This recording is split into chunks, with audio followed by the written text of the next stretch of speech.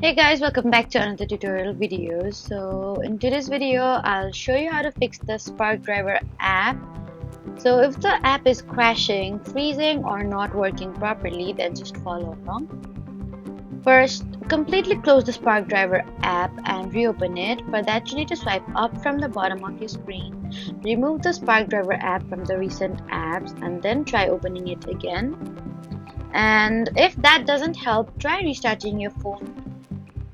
Next, make sure you have a stable internet connection, and you can try switching between Wi-Fi and mobile data to check if the problem is with your Wi-Fi.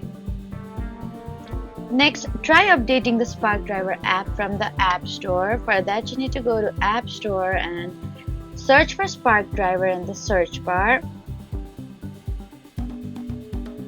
And then tap on Update if any update is available. And if you're using iPhone, reinstalling the app can often solve temporary issues. You need to also check that your phone's operating system is fully updated. Finally, check if Spark Driver is experiencing a temporary outage before continuing to troubleshoot.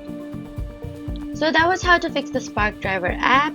Please don't forget to like, comment, and subscribe for more helpful tutorials. Thank you for watching.